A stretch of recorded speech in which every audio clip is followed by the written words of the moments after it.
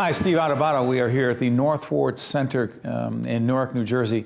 We're here for a conversation, an important conversation. It is called Building Trust, Race, Police, and the Community. And our colleague and partner and good friend, Ryan Haygood, President and Chief Executive Officer of the New Jersey Institute for Social Justice, joins us. How you doing, partner?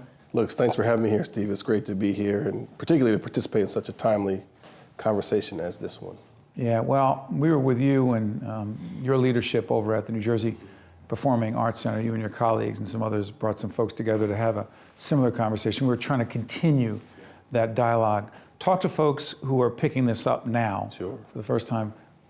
Explain why it's so important that we have a meaningful, sober, candid, and constructive dialogue about police and the minority community. Yeah, I think, today's conversation that you've taken the lead in organizing is, I think, the next most practical step from what we did at NJPAC. That was a public forum where we brought to a local level a national conversation that's happening around race and policing and about the need to build trust in communities and the way that we need to really think about how to reimagine the relationship between law enforcement and the communities that they serve. And this conversation today is really about bringing key stakeholders and policymakers and law enforcement officials and groups like mine to think about how do we advance an agenda, a policy-driven agenda that really builds the trust that we so desperately need in our communities, particularly of color, here in New Jersey. And I think, look, people are mindful of what happened last week in the election and how this really is a moment for us to think about the opportunity here in New Jersey for the state to lead in terms of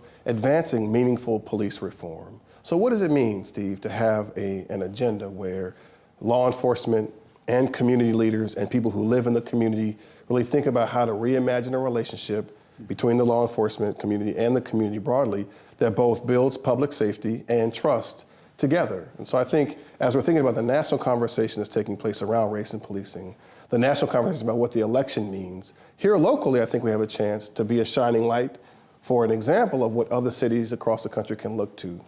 What do you think it potentially means for this conversation and for the reality of the interaction between police and the minority community that we have? We will have a new president who has said some things in public about this very important and often contentious topic.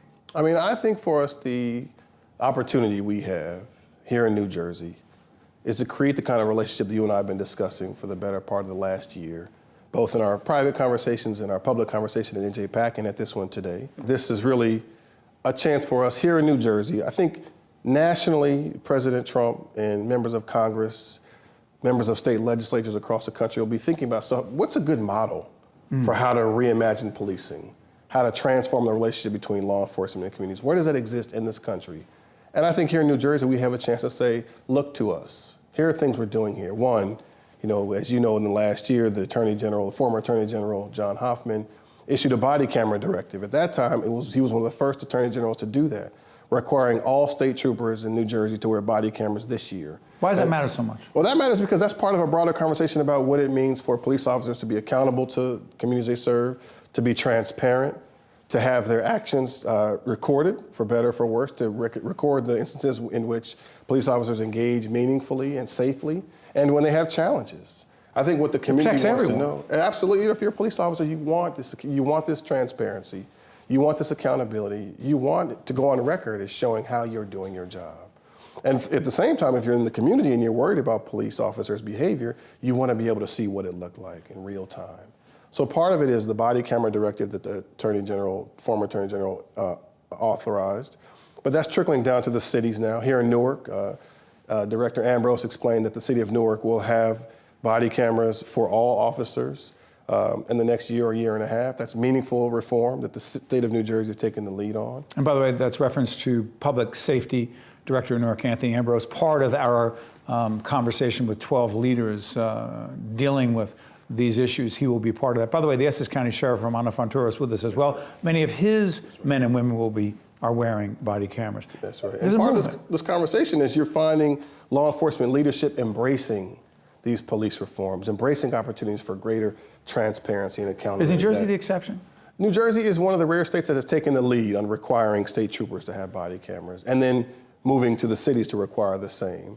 Other states and cities can look to New Jersey as a model for how to do this, but there are other pieces of it, which you and I have discussed before around the recent consent decree that the city of Newark entered into with the Department of Justice. Yeah, explain to folks real quick the consent decree with the Federal Department of Justice. What does that mean to have the federal government monitoring the Newark Police Department? Sure. So, I think what we're anticipating with the consent decree, and Peter Harvey is the federal monitor overseeing the former Attorney General in the state of New Jersey. That's right. Overseeing the implementation of the consent decree, we're anticipating widespread police reforms in each aspect of the way that the police department does its work, from recruiting and hiring police officers to training, to the use of force policies, to body camera directives, to the way that they maintain evidence, the way that they investigate police misconduct. This is interesting because the consent decree really grew out of about 49 years of, fierce and consistent activism on the part of a number of Newark residents and Newark leaders. The ACLU was really instrumental over time in encouraging the Department of Justice to investigate the Newark Police Department. And what they found, the Department of Justice found, was widespread police misconduct. So, as you know well and your viewers know well, 75% of all police stops in Newark were found to be unconstitutional. And better than 20% of police stops were found to have an excessive use of force. So the Department of Justice brought this to the city of Newark's attention, and the city of Newark entered into a consent decree with the Department of Justice to remedy the violations that the Department of Justice found. Peter Harvey is the federal monitor who will oversee the implementation of the consent decree over the next 5 years, and this can't happen without the community. So what I love about your leadership, Steve, in this conversation today is part of it is bringing high-level law enforcement, community leaders, law enforcement officials, nonprofit leaders like myself from the Institute for Social Justice and others to talk about the way forward. But this can't happen without the community's involvement. So we want the community as part of the consent decree team. We're part of that federal monitoring team at the Institute. We want for the community to be a part of each step we take toward this transformation. Last question before I let you go. Sure. How candid and honest can we really be with different folks, with different points of view, different experiences, putting it all out there without being very defensive and argumentative? Well, I think, Steve, real reform, real progress requires total honesty and total transparency. So we don't have to agree on each aspect of the way forward, but we do know that we have a goal in mind. And the goal in mind is a community in which there is trust that's built and maintained and that flourishes between law enforcement and the communities that they serve. And you can't get there without an understanding of where we are today and an aspiration where we have to be tomorrow. Ryan Haygood is the President and Chief Executive Officer of a great organization called the New Jersey Institute for Social Justice, and we would not be here in Newark at the North Ward Center having this conversation if you had not, with your colleagues, started that conversation and continued that dialogue. It's important work to be done, partner. Thank you very much. Thank you for your leadership, Steve. Thank you. We'll be right back. New Jersey Capitol Report is a production of the CAUCUS Educational Corporation, celebrating over 25 years of broadcast excellence, and 13 for WNET. Funding for this edition of New Jersey Capitol Report has been provided by the North Ward Center, PSE&G, NJIT, Horizon Blue Cross Blue Shield of New Jersey, the law firm of GIBBONS PC, Johnson & Johnson, and by the Healthcare Foundation of New Jersey,